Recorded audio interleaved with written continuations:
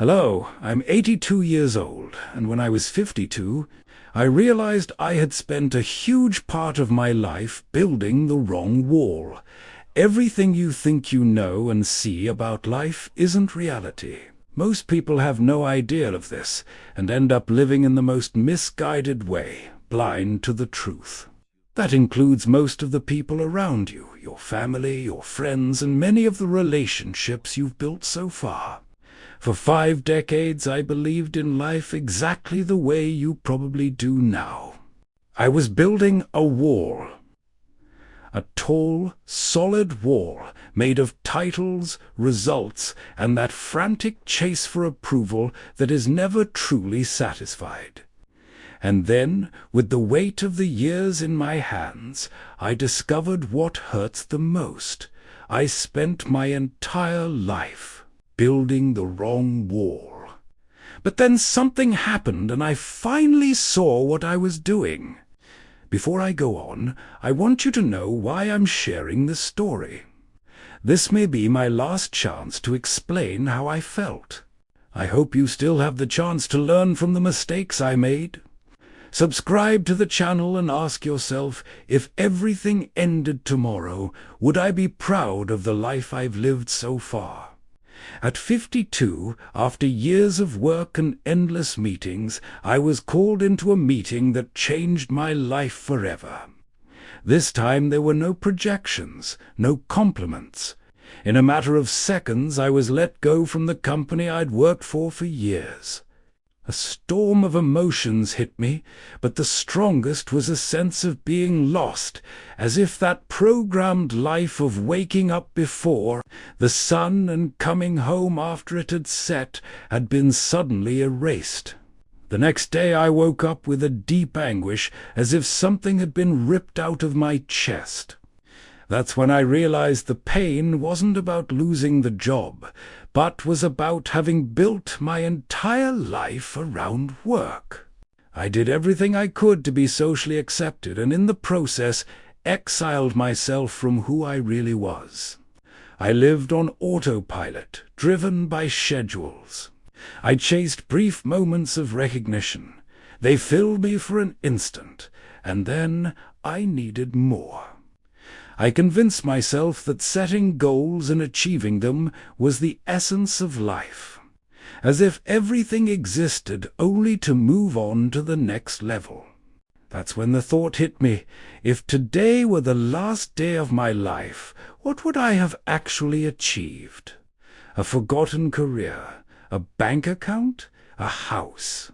I remembered all the times I told myself, one day in the future, I'll be happy, or after I retire, I'll finally have time.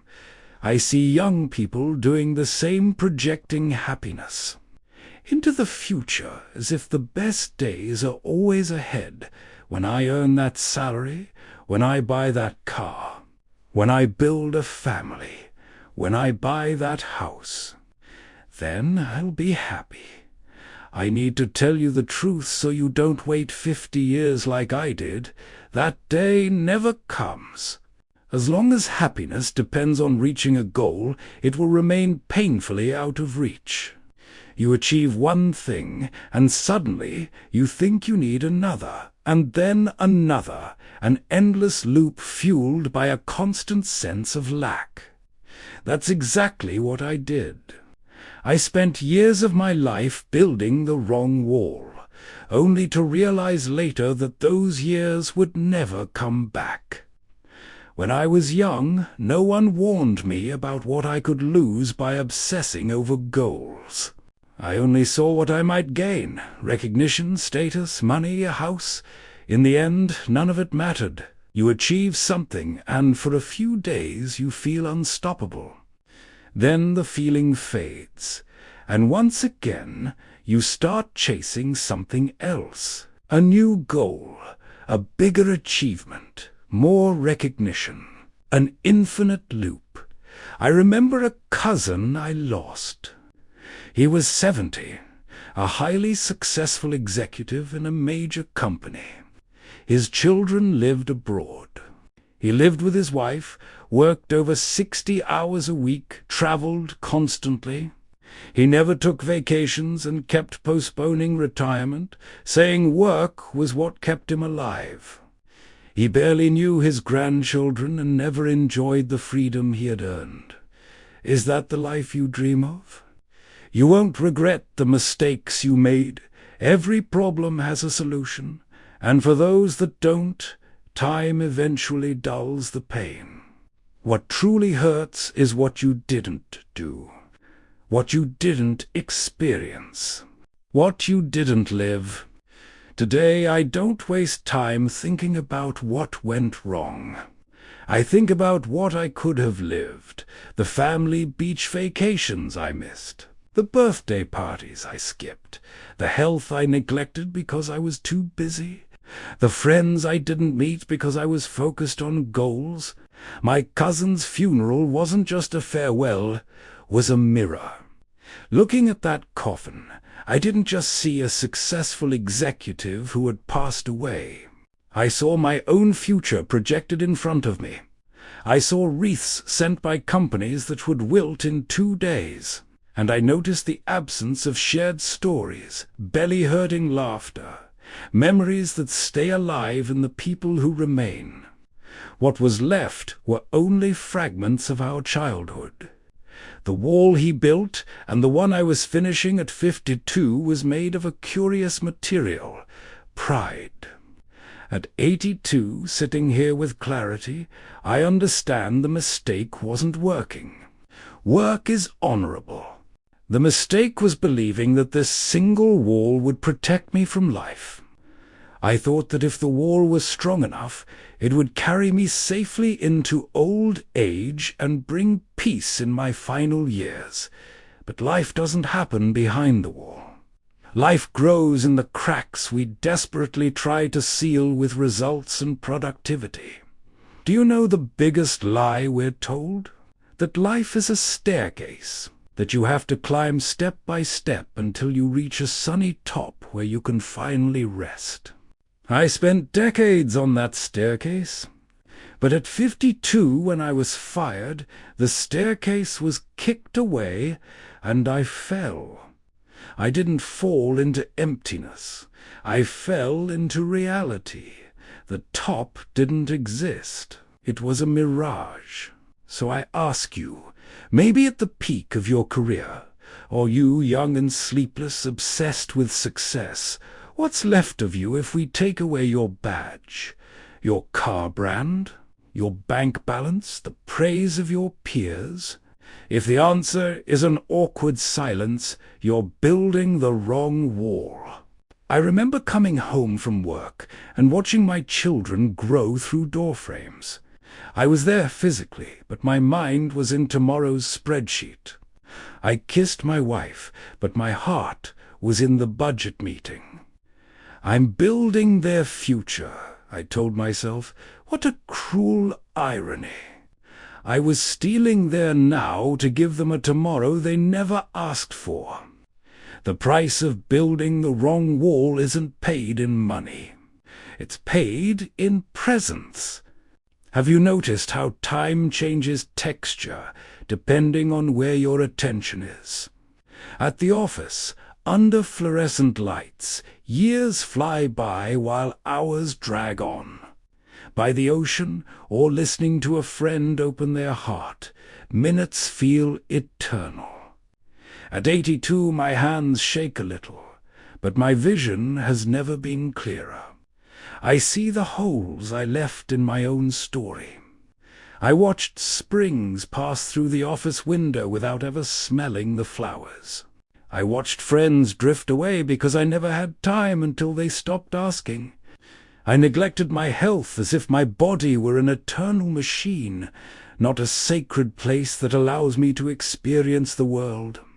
We live as if we have an infinite supply of tomorrows, but tomorrow is a promissory note that may never be paid.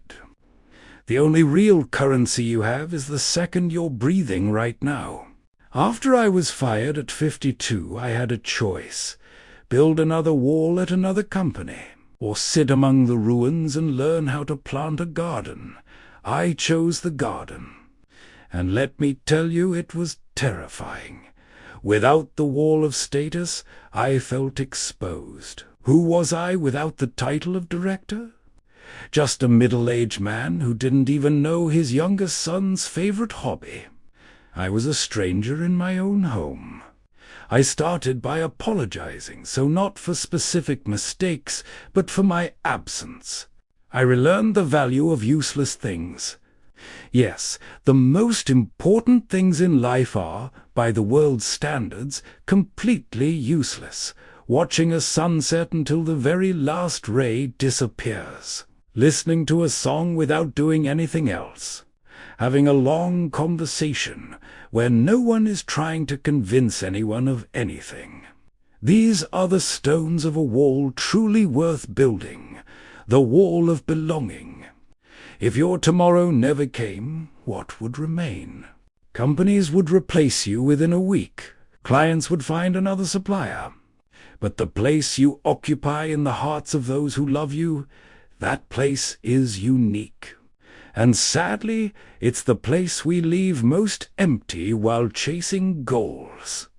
I'm not telling you to abandon your ambitions.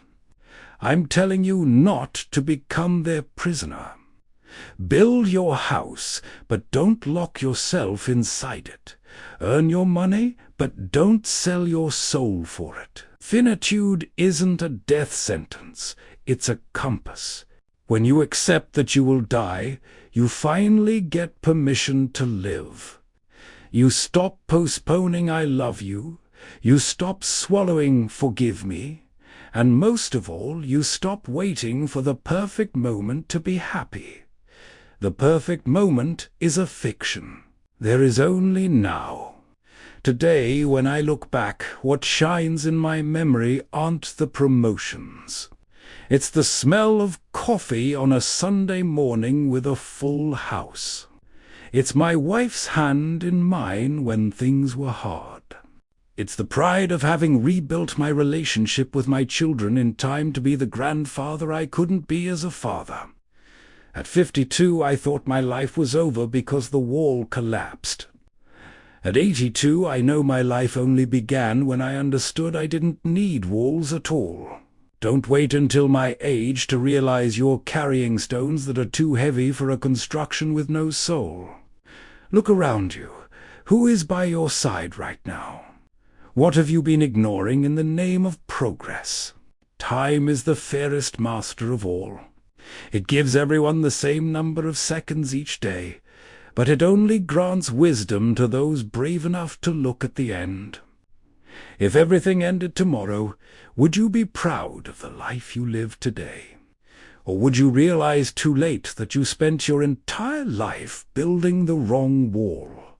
If what I've shared resonates with you, and you believe there's still time to tear down what's false and build what's eternal, leave a like and subscribe to the channel. True awakening begins the moment you decide that being is far greater than having. Welcome to now. This is where life truly happens.